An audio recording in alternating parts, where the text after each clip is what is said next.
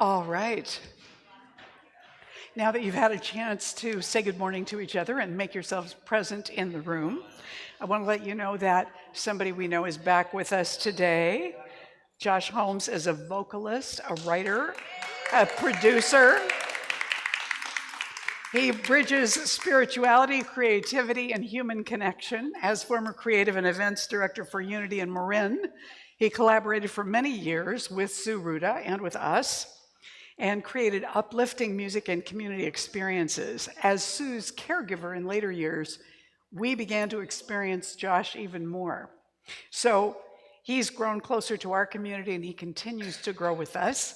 Josh is going to be leading us in our opening song and doing the solos this morning with Amanda on Shakers. So please stand and join us now for a song that I am sure that you are familiar with, and so it should be easy to sing along.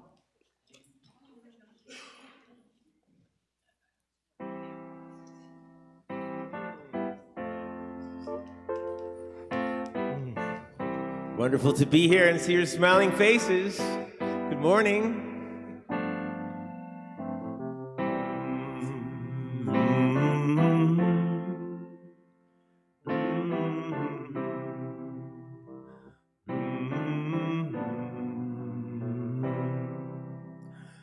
Sometimes in our lives, we all have pain, we all have sorrow,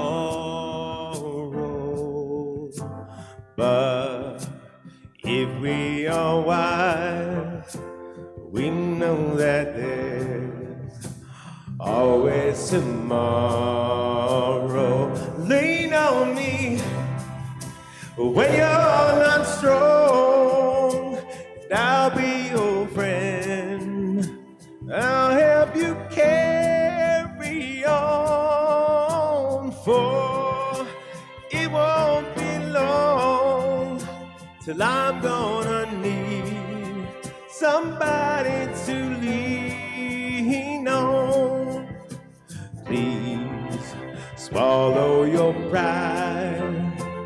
If I have faith, you need to borrow, for no one can feel those of your needs that you don't let show. You just call on me, brother, when you need a friend. We all need somebody to lean on. I just might have a problem that you'd understand. We all need somebody to lean on. Lean on me when you're not strong, and I'll be your friend. Help you to carry on, for it won't be long till I'm gonna need somebody to lean on. You call on me, brother, yeah, call on me, sister, when you need a hand. We all need somebody to lean on. I just might have a problem that you'd understand. We all need somebody to lean on. Lean on me, oh, when you're not strong, and I'll be your friend. I help you to carry on, for it won't be long till I'm gonna need somebody to lean on. Call me, call me, call me when you need a friend. When you need a friend, when you need a friend, When you need a friend, you can just call me.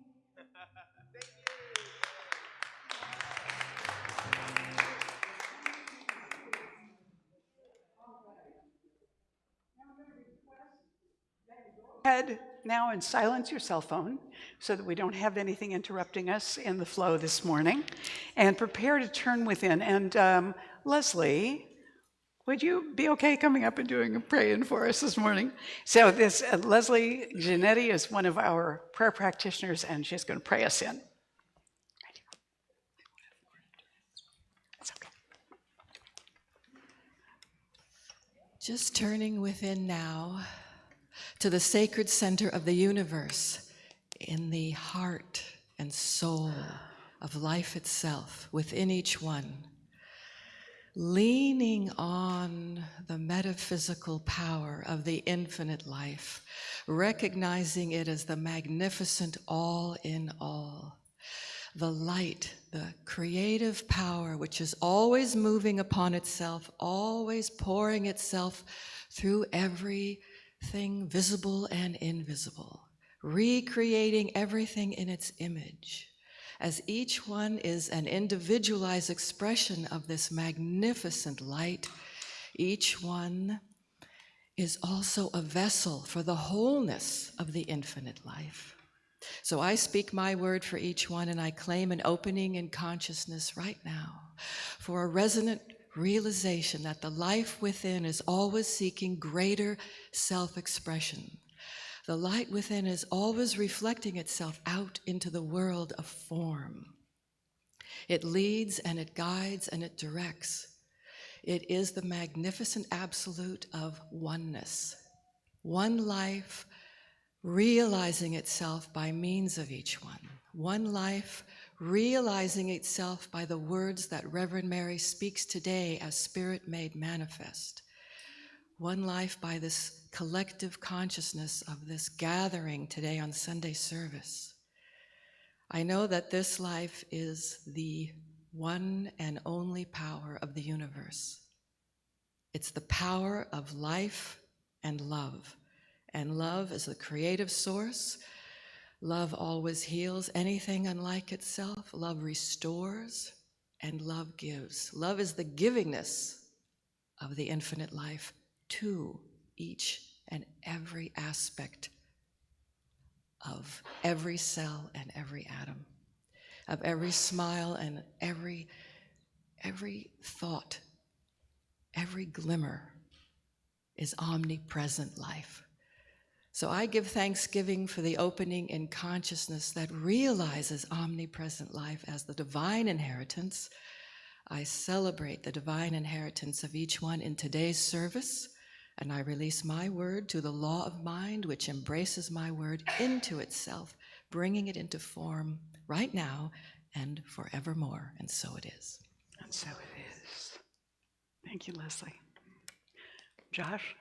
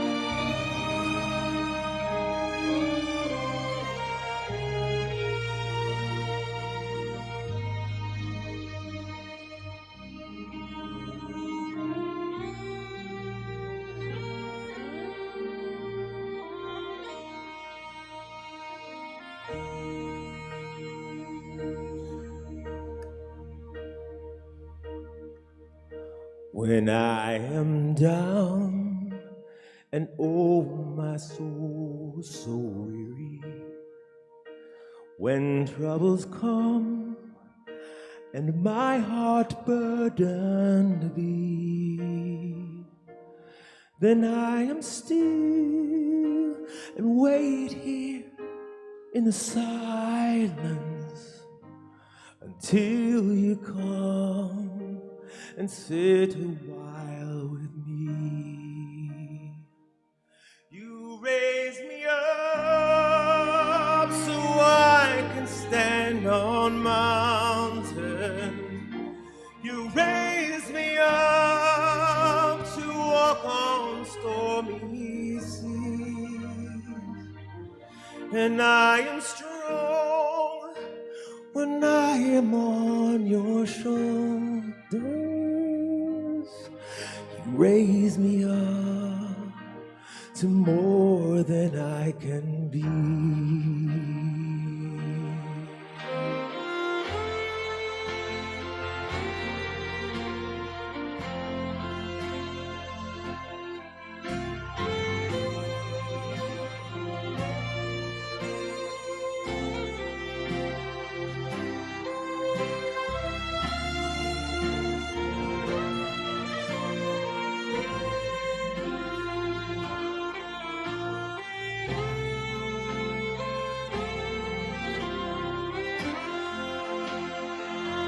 You raise me up so I can stand on mountains. You raise me up to walk on stormy seas. And I am strong when I am on your shoulders. You raise me up to more than I can be.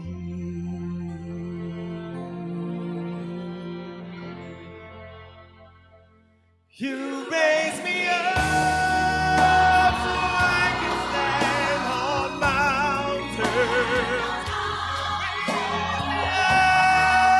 Up to walk on stormy seas.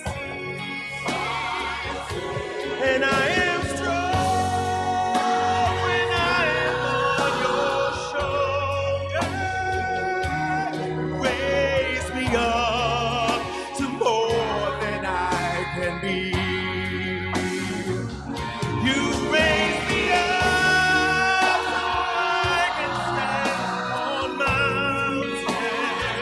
You raise me up on stormy seas. And I am strong when I am on your shoulder. Raise me up to more than I can be. You raise me up. You raise me up to more than I can be.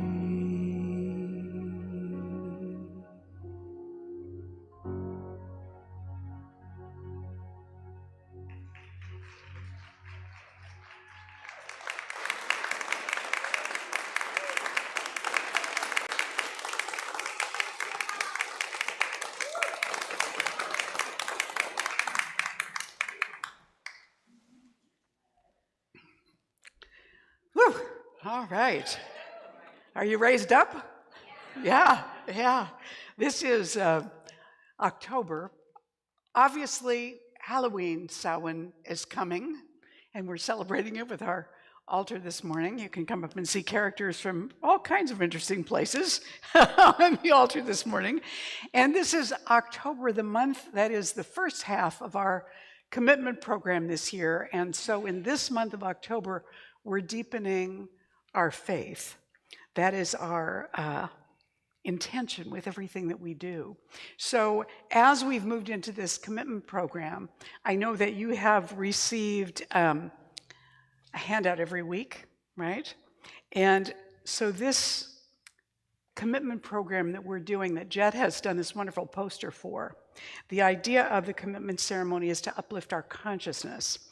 And it seemed to me that the best way for us to uplift our consciousness was first to increase our faith. You can't really expand until you have a really firm basis to stand on, right? To give you something to jump off from. If we're going to uplift our consciousness, we have to first know that there's something to be uplifted into. We have to extend our platform of faith. And so today we're talking about increasing our own worthiness. So each week when you come in, you get a little handout where you can take notes. And also we have a different color. It's a yellow butterfly today. And we're equating this with Buddhism also. That's what the symbol in this upper left corner is, the wheel of Dharma for Buddhism.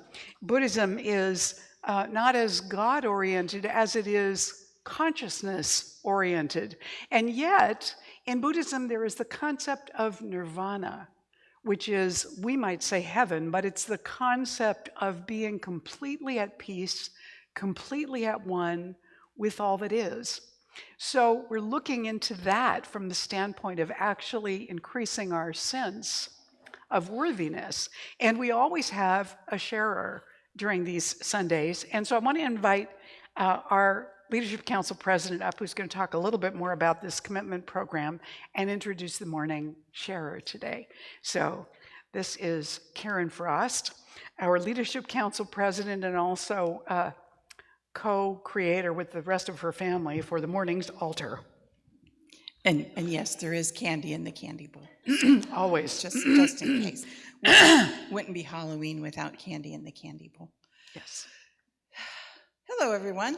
Good morning. So as Reverend Mary was just saying, that we are in our commitment weeks right now, and we wanted to, I'm very honored to be co-chair of the prosperity team with Erica. There's Erica. And so, yay. And one of the things, besides doing this lovely and beautiful poster for us, that the prosperity team came together and said, we wanted to be talking about the principles as well. And so that's why there's also one of the principles on each one of these as well, to give you one of the deep principles that this commitment of science of mind, what makes us unique, what makes this community unique and different, and why we want to be a part of it, and what does it mean to us. So we've asked the sharers, and I did the first week, and Joe lovingly did the last week with healing and hope. So thank you for that, Joe. That was lovely last week as well. We asked the sharers to come up and share, what does this community mean to you, and what does this faith mean to you? And I am very honored right now to let you know that Galen, one of our lovely practitioners, has offered to do the sharing for today.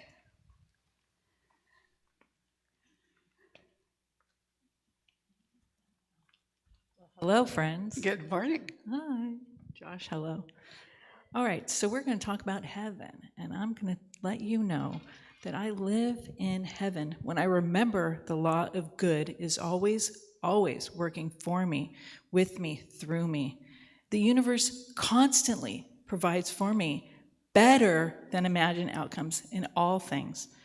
And some of you may know that my stress level was a bit high when sending Morgan away to Politecnico de Milano to do her architecture master's.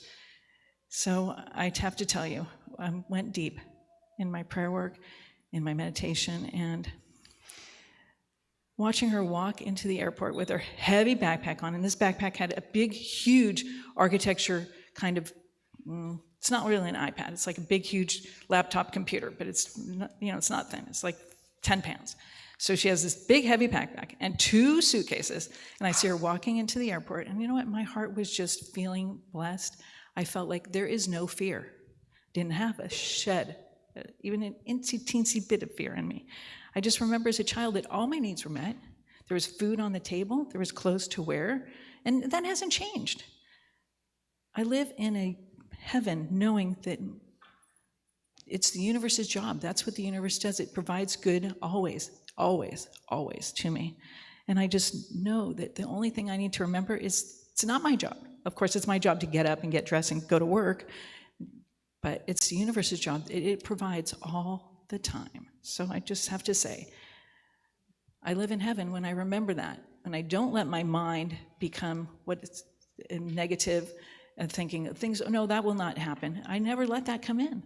And it's not easy. I remind myself of it daily, sometimes every minute, but it works. It is always worked for me. So that's what I have to say. I love living in heaven.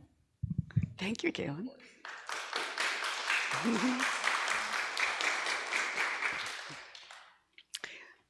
So we're leaping into today this idea. Oops, wait a minute. Oh, stop. We don't want to sing until after I've said this. There we go. When we look at Buddhism and that idea of heaven, we're looking at the expansion of consciousness into a particular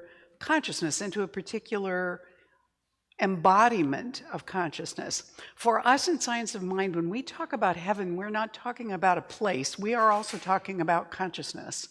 We're also talking about opening ourselves into a greater awareness of the whole, and the whole as being in harmony with itself and filled with peace. I was just thinking as Galen was talking of Eric Clapton's song, Tears in Heaven. There are no tears in heaven, he says in the song, because heaven is a place where everything is harmoniously connected. And we have the opportunity in our lives to move forward into that, but we have to lift ourselves up into it. So I'm going to invite you to stand and sing our theme song for the commitment with Nathan Aswell. This is Higher Place, up into a higher place. Uh-oh. There we go. Up to a higher place. Up, far beyond this time and space. Up to a higher place. I feel my soul rising to a higher place. Higher place, a higher place. I feel my soul rising to a higher place. A higher place, a higher place. I feel my soul rising to a higher place. No more forward, no more backward, no more spinning around and around. My life is moving ever upward. My feet are leaving the ground. Up to a higher place. Up, far beyond this time and space. Up to a higher place. I feel my soul rising to a higher place. Higher place, a higher place. I feel my soul rising to a higher place.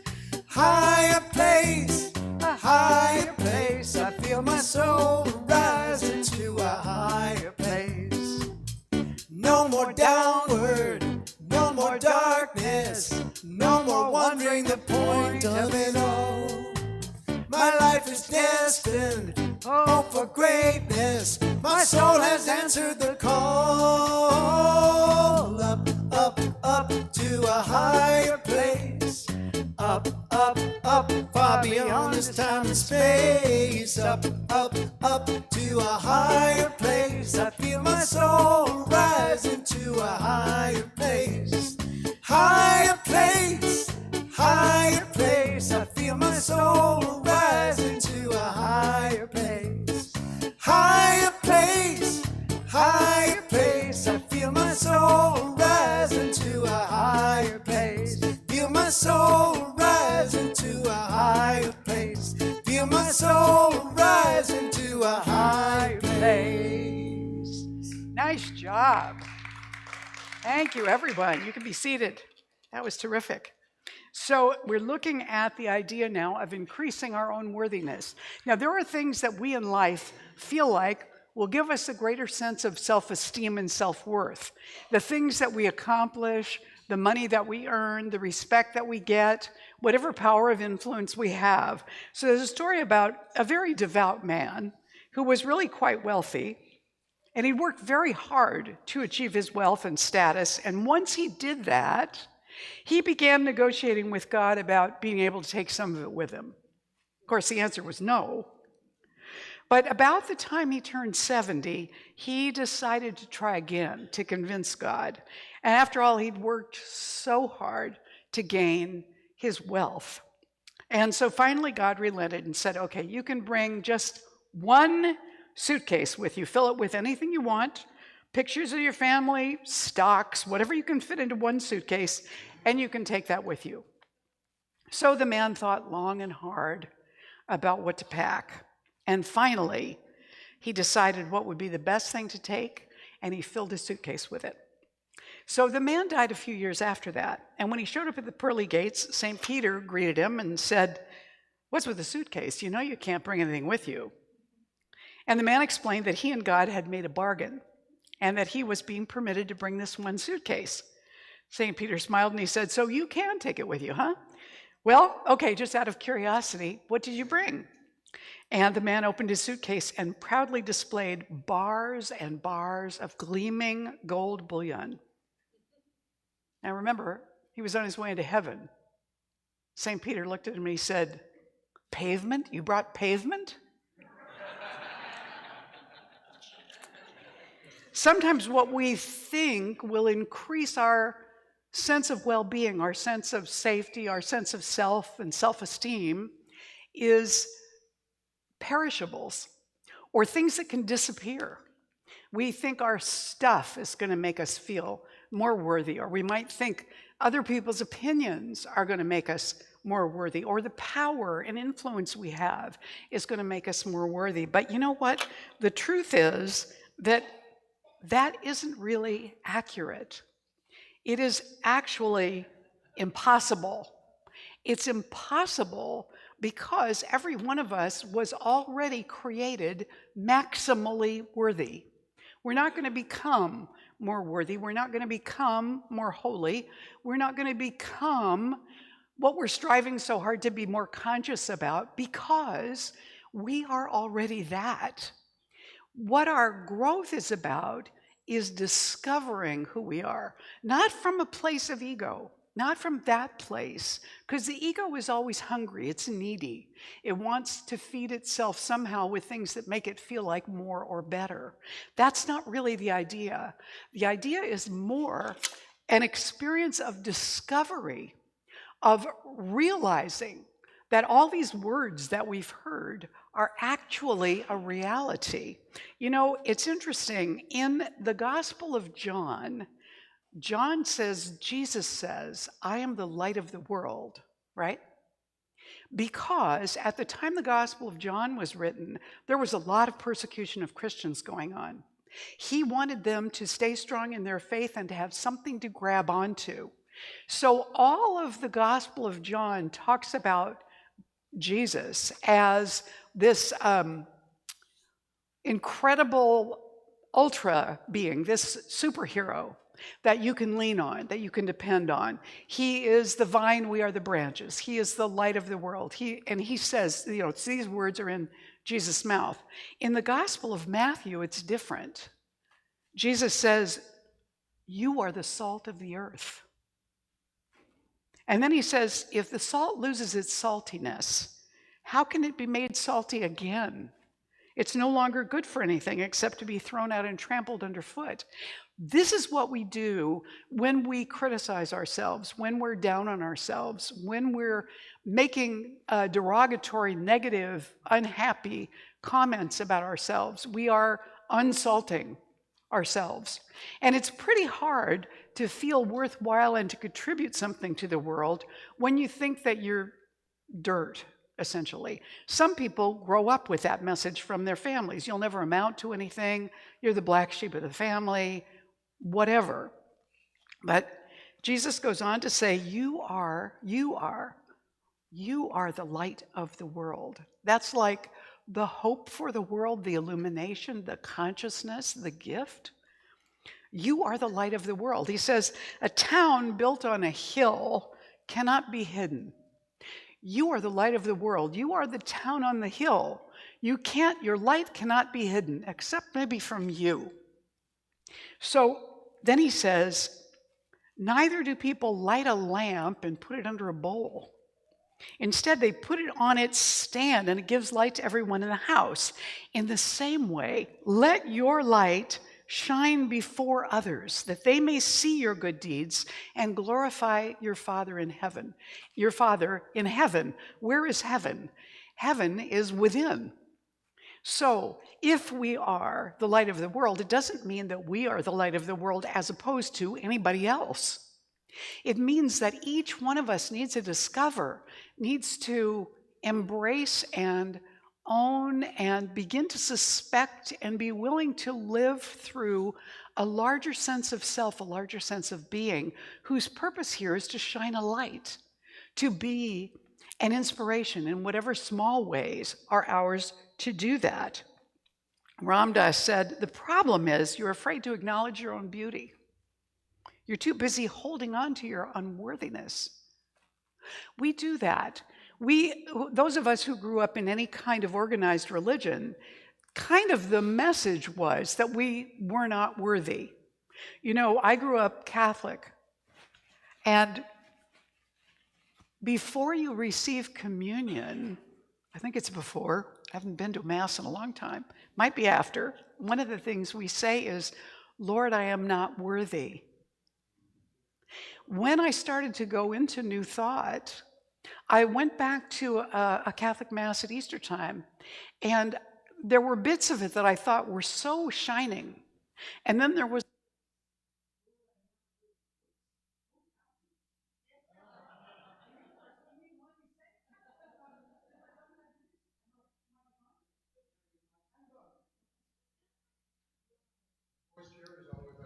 yes, but not to those online.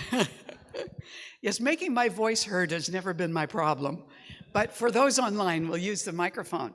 So I realized when I heard that, Lord, I'm not worthy. That's not true. It's not true for me. It's not true for any of the people in that room, for any of us here in this room. We are worthy. We were chosen out of the infinite possibilities for human beings to be here because we are that expression of spirit. Therefore, regardless of what we've done or what our opinion is of ourselves, we are worthy. We are the manifestation of the infinite in form as us. What else is the universe, God, Spirit, the mystery, the one? What else is God going to make everything out of other than itself? There aren't other things other than God, not if God is omnipresent. So that means it is us. And we're so firmly convinced that we are our name and our being that we don't even realize the truth of the larger self that we are. And it could take us many lifetimes to come into a real realization of that. But when we have at least a glimmer of knowing that that's where the aim of consciousness is, we can begin to move in a direction of possibly considering accepting the idea that we are worthy. Maya Angelou said, the real difficulty is to overcome how you think about yourself. Isn't that the truth? I think that no one is more cruelly critical of us than we are. Terry McBride used to say, if you had a friend who talked to you the way that you talk to you, how long would they be your friend?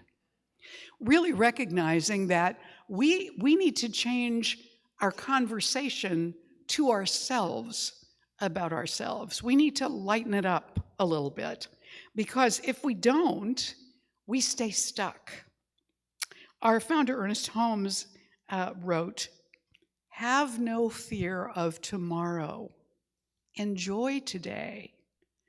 Refuse to carry the corpse of a mistaken yesterday.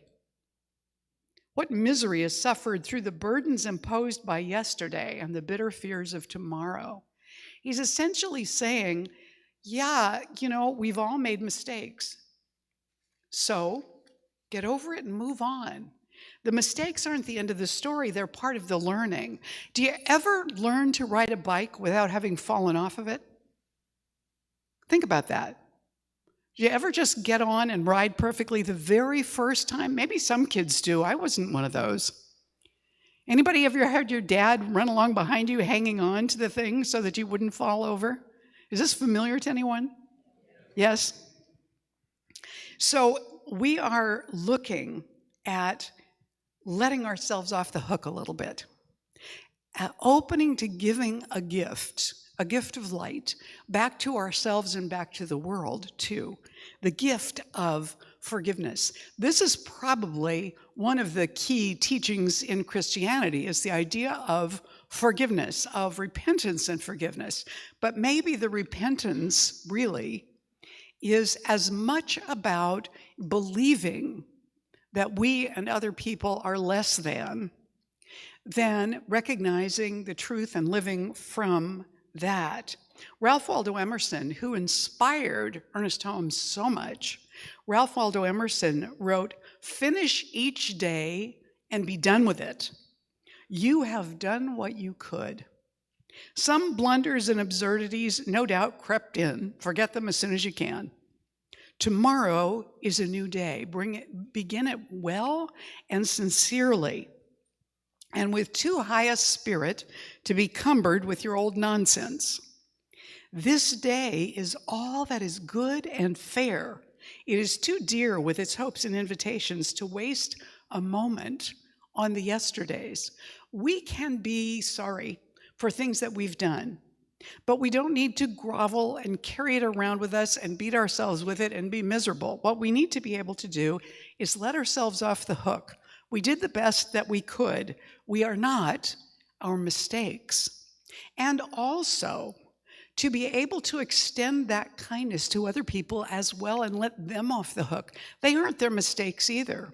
So, sometimes we see people that we grew up with, people that, not necessarily family, but maybe friends that you went to school with. We see them years later and we remember them as they were when we knew them. Now, there's some sweetness to that, but there's also a certain negativity, because what we're doing is we're holding a person into an old image of them that isn't necessarily accurate anymore.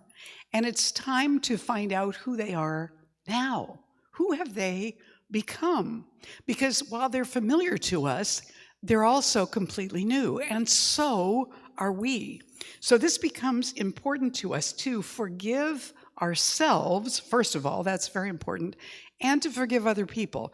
If you're one of those folks who has a tendency to hold a grudge or carry old hurts around with you, just think of it this way. The other person isn't doing anything to you at all anymore. The one who's hurting you is you. Every time we dig up one of those things and we feel those old feelings and we're upset, who is hurting us? It's not the person. It's the memory that we're engaging in the present moment. Does this make sense, what I'm saying? And we don't need to do that to ourselves.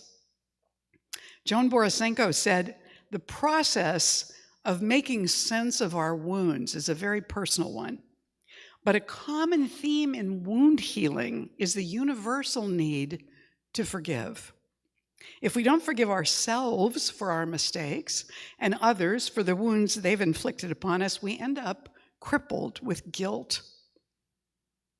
And the soul cannot grow under a blanket of guilt, because guilt is isolating, while growth is a gradual process of reconnection to ourselves, to other people, and to the larger whole.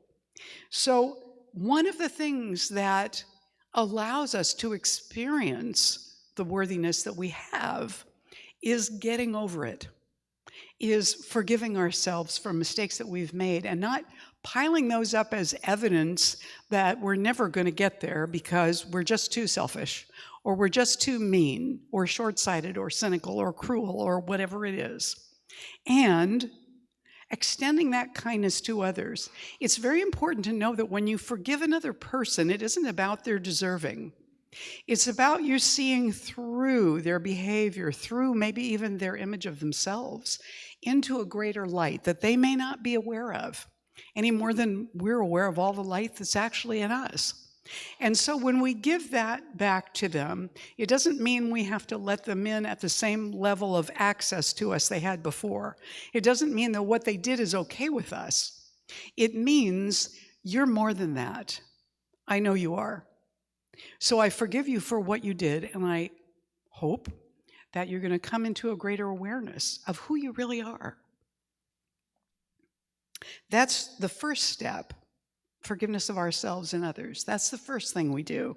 The second thing is this wonderful kind of love gorilla opportunity we have to pass on completely random acts of kindness that other people don't expect, they haven't asked for, they may not even know that it's you.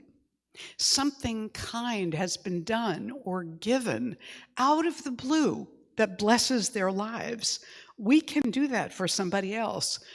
Have you ever received a thank you card from somebody just out of the blue for something that you didn't even realize was meaningful to them? A note, an email, a card. And it's a wonderful thing to receive something like that and be acknowledged for something you didn't even make a big deal out of. Or you might treat someone to coffee or to lunch and just say, I want to do this as a thank you, or just to let you know how much I appreciate you or I love you. And what a great treat that is to receive that from somebody else. Have you ever been to one of the coffee carts where you drive through and somebody in front of you has paid for your coffee? What an amazing treat to do that. And then you can decide if you want to do it for the car behind you. I wonder how long that random act of kindness might get passed on if you could do that. And then also, just call or send a little note, an email, and a direct message, instant message that says, thinking of you, how you doing today? Or you're important to me, and I wanted you to know that. Just a telephone call out of the blue, somebody you rarely talk to. What if you did something like that this week? Think how good somebody else would feel receiving that, and probably how good you would feel doing it. Because you know what happens when we do something like that? We're actually demonstrating to ourselves the light that is within us. Just in this moment. And it lifts us up too. The song says, you lift me up by that gesture. Well, we can also be lifted up ourselves in the gesture that we've offered. Eric Hoffer said kindness can become its own motive. We become kind by being kind. And the Dalai Lama said, when we feel love and kindness toward others, it not only makes others feel loved and cared for, but helps us also to develop inner happiness and peace.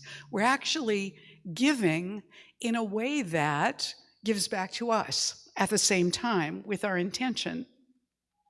Because what happens with faith is that it grows with repeated kindnesses. The more we give and receive kindness, the more our capacity for kindness expands and grows. It helps prove to us that we have a light in us, that we have kindness in us, that we have a gesture of generosity and availability that proves our own worthiness to us, that sheds a light on it, and it empowers our choices to do that more. It deepens our faith. So when we forgive, when we do random acts of kindness, just sporadically or regularly, when we do that, something within us wakes up. Something within us grows and makes itself more obvious to us. So we begin to see more of the wholeness that we are by acknowledging someone else's. Does this make sense? I want to encourage you to find someplace this week where you can do a random act of kindness. You can just throw it out there into somebody's experience, and it could be something easy and something simple. I want to share a story with you that I came across on one of the social media accounts. Somebody posted this, and I thought it was such an amazing story. The fellow says, they call it lunch shaming. I call it cruelty. For 38 years, I watched it happen from my history classroom, and then one Tuesday, I decided to become a quiet criminal. My name is Arthur Harrison. For nearly 4 decades, my world has been cinder blocks, the smell of old books, and the drone of the 2:15 p.m. bell. I teach American history. I've lectured on the Great Depression, on bread lines and poverty, trying to make the black and white photos feel real to kids who live in a world of vibrant color and constant noise. But the most brutal history lesson wasn't in my textbook. It was in the cafeteria. It was a Tuesday when I saw it happen to Marcus, a quiet sophomore who sat in the back of my 3rd period class. He was a good kid. Drew incredible sketches of Civil War soldiers in his notebook margins. I saw him at the front of the lunch line. The cashier, a woman I'd known for 20 years, said something to him. I saw his shoulders slump. He was handed a tray, not of hot food, but a cold cheese sandwich and a small milk carton, the alternative meal, the IOU, the badge of shame. He walked past his friends, eyes glued to the floor, and sat at an empty table at the far end of the cafeteria. He didn't eat. He just stared at the wall. In that moment, he wasn't a student, he was a statistic. His family's bank account balance was on public display, served between 2 slices of cheap white bread. Something inside of me, a part of my soul worn thin by years of budget cuts and standardized tests, finally snapped. The next day, I walked into the main office before school. Linda, the cafeteria manager, was there sorting receipts. "Art," she said, not looking up, "don't tell me the coffee machine is broken again." "It's fine, Linda," I said, sliding a folded $50 bill across the counter. "I want to start a fund, anonymously, for the kids who come up short. When it happens, just take it from this: no cheese sandwiches."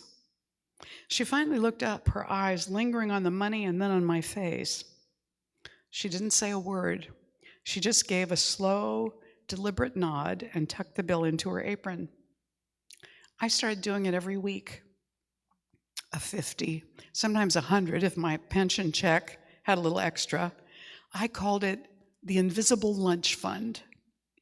Linda never mentioned it, but sometimes I'd see her give a real hot meal to a kid I knew was struggling, and she'd catch my eye from across the room with that same quiet nod.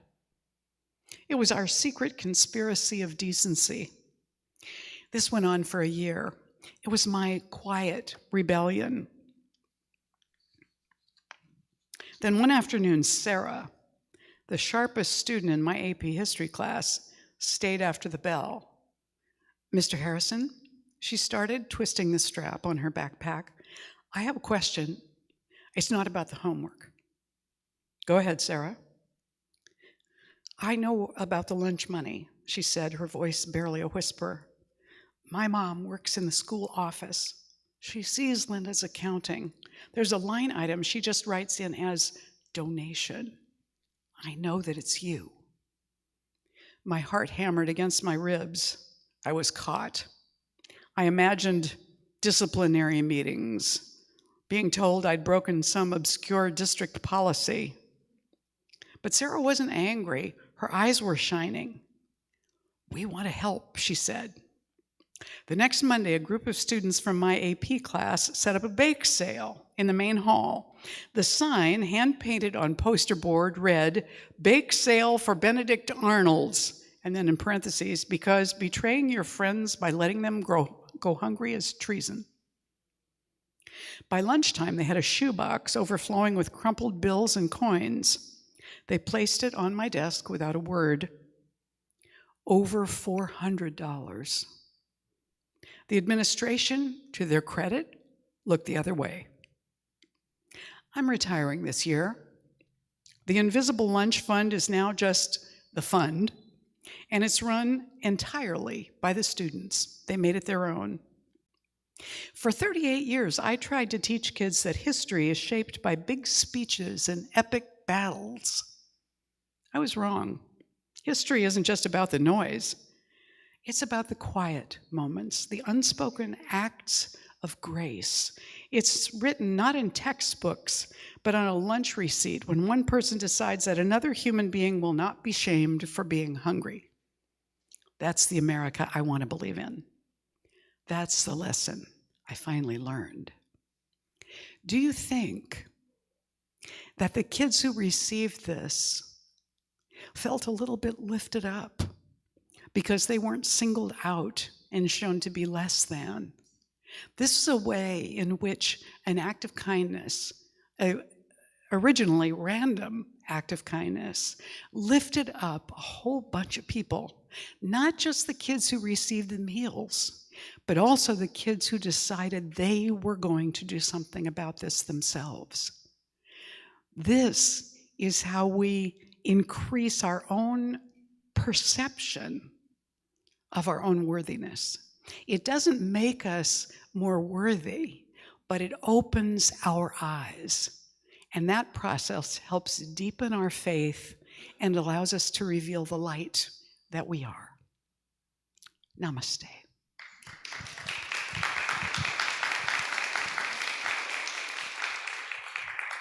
Thank you. Thank you. Thank you. Now let's take a moment to just anchor that within. I invite you to close your eyes for a moment. We know that God is all there is, omnipresent everywhere, in and through and as everything and everyone that ever was, is now, ever will be, all of the possibilities in the infinite consciousness.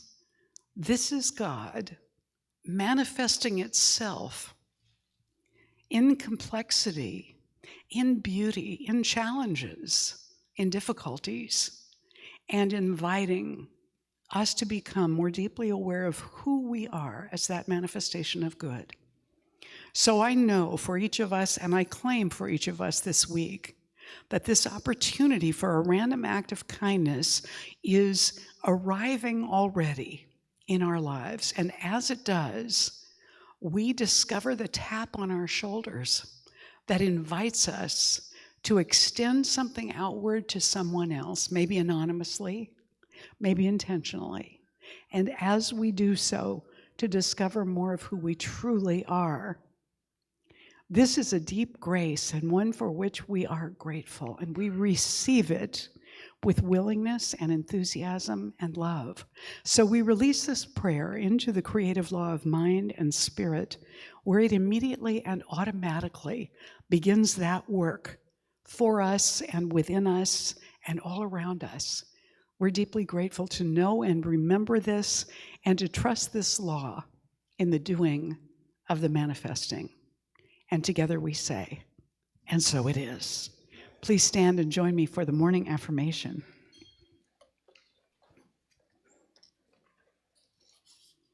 As we say together now,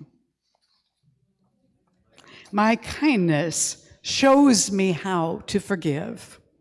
I am worthy of that freedom and peace. I look for ways to do random acts of kindness, and I forgive those I have been hurt by as I forgive myself. And so it is. Thank you. You may be seated. Would the ushers please come forward? This is our time of sacred giving. And so we want to acknowledge the power of this time by blessing the offering that we're giving. Now, if you're online with us this morning and you'd like to make a contribution to Golden Gate, we would be terrifically blessed and grateful for that.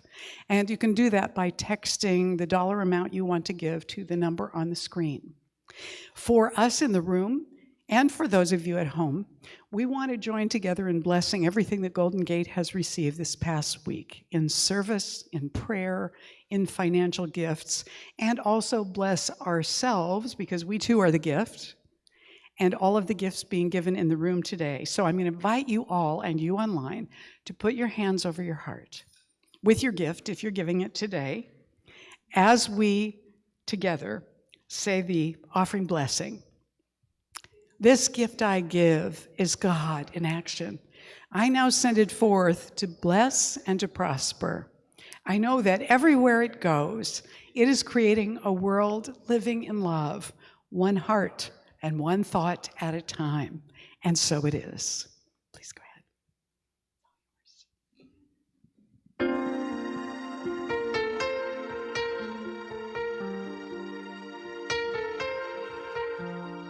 I had no idea how much this was going to fold right out of Reverend Mary's talk. There's a hero. If you look inside your heart, you don't have to be afraid to what you are. There's an answer. If you reach into your soul, and the sorrow that you know melt away.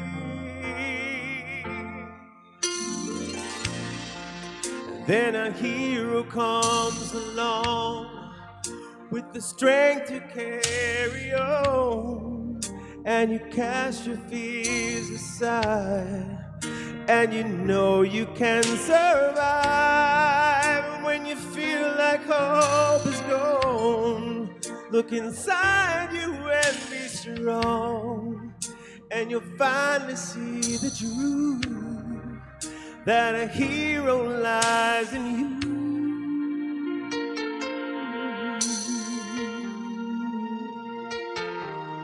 It's a long road when you face the world alone.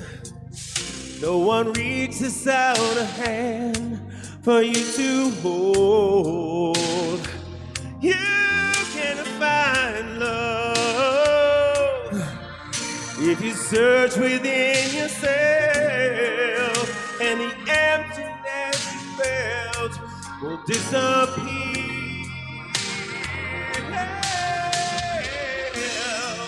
When a hero comes along with the strength to carry on, and you cast your fears aside, and you know you can survive.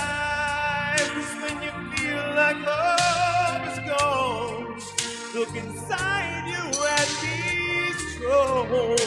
You finally see the truth, that a hero lies in you.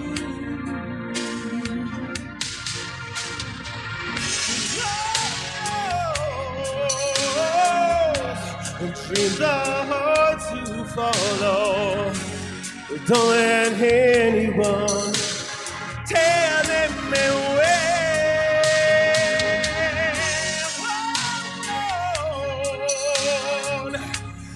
There will be tomorrow, and in time you find the way.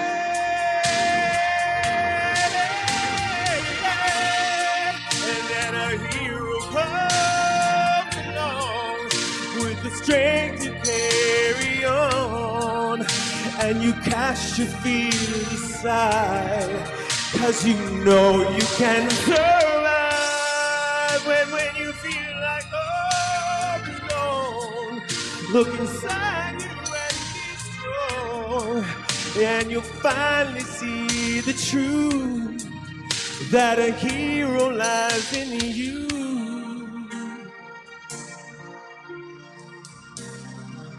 That a hero lies in you.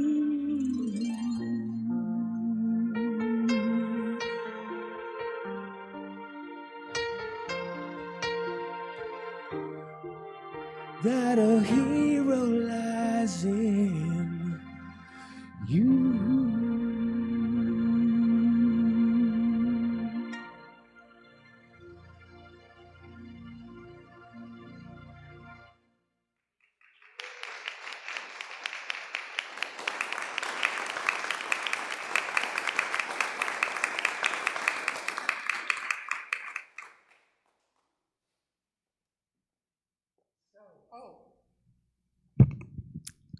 So now we do, all of us here together on behalf of Golden Gate Center for Spiritual Living, accept this offering, and we send it out into the world to hopefully awaken people a little more to their inner worthiness and light. And so it is. All right.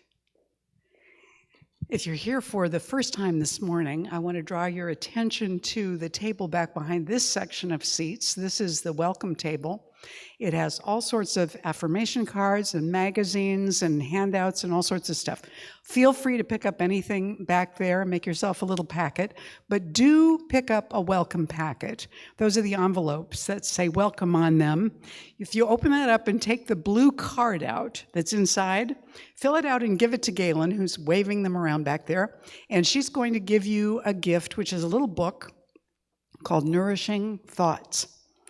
And when you're feeling a little unworthy, sometimes it's helpful to just pop it open and read what's in there. It's all different topics to lift us up. And that is our thank you to you for being here today. And it's also our invitation to you to come back and visit us often in the future. So thank you for being here with us today. Also, I want to thank everybody who's on duty this morning, and I didn't straighten the practitioner out. I still left Frank on there from last week. Sorry, Frank. He's gone someplace now, so that's okay.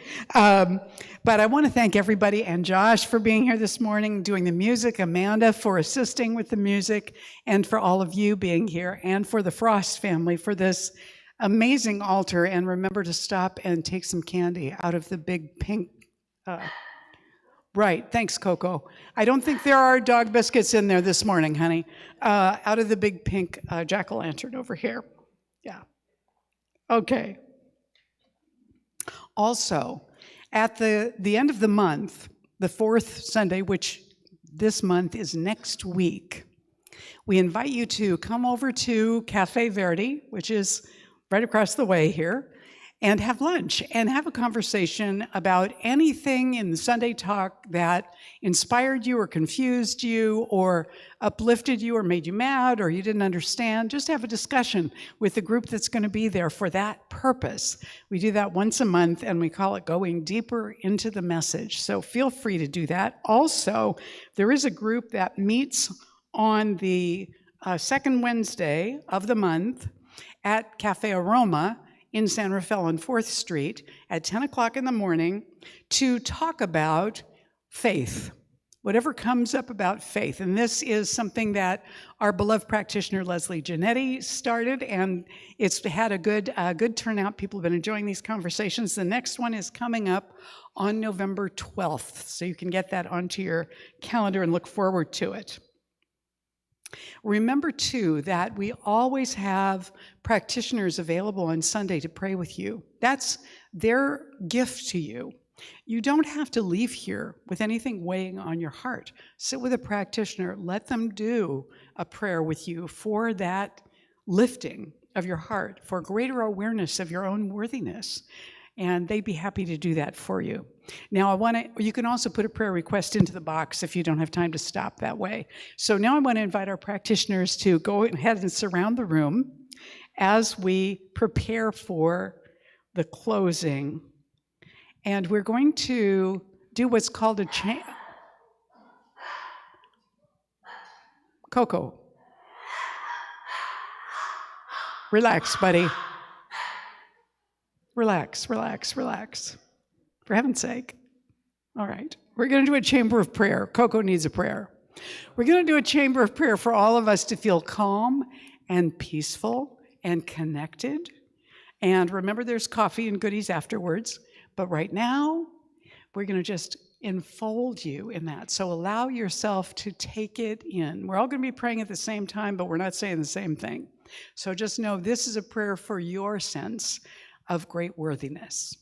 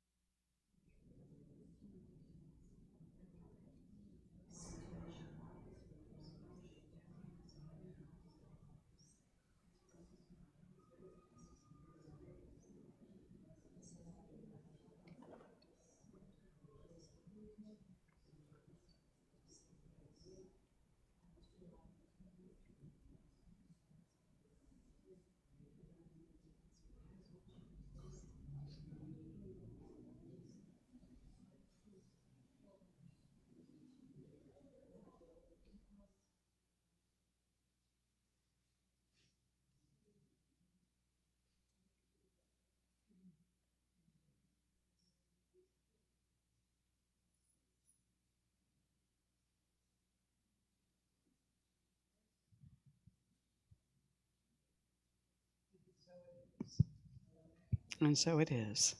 All right, now I invite you to stand and join us for the closing and the closing song as we say together, I now walk so that whoever walks beside me dwells in the presence of God, and whoever places a hand in mine is lifted, and whoever thinks of me is illumined with God consciousness, for spirit and all people and I are one eternally, and so it is. This is another one we know.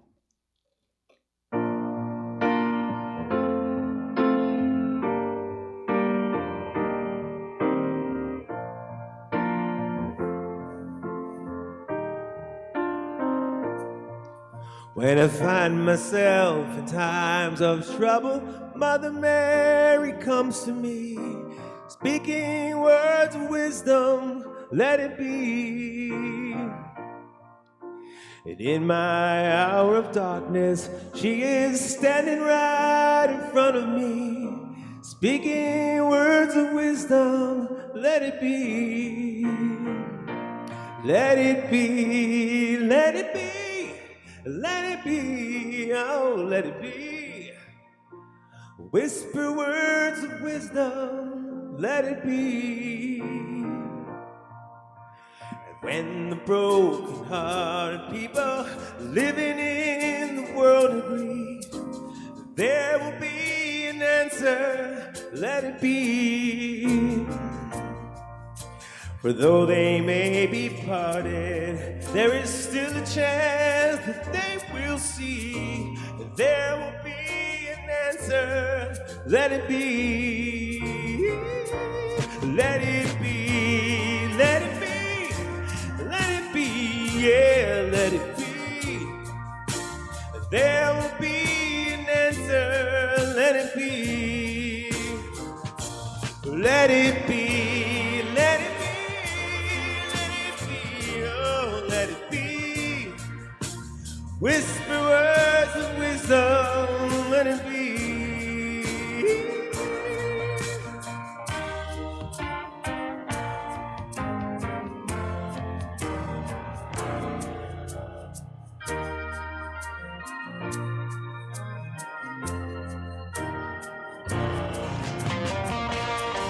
Thank you all so much for singing. Thank you, Rick, for the sound. Thank you, everybody that helped out today. And I'm just so glad to be here. Let's go for it one more time, shall we? Let it be, let it be, let it be, yeah, let it be. There will be an answer, let it be. Let it be, let it be, let it be, oh, let it be. Whisper words of wisdom, let it be. Let it be, let it be, let it be, oh, I forgot the last verse. Words of wisdom, sorry, let it be. Let it be, let it be, let it be, oh, let it be. There will be an answer, let it be. Let it be, let it be.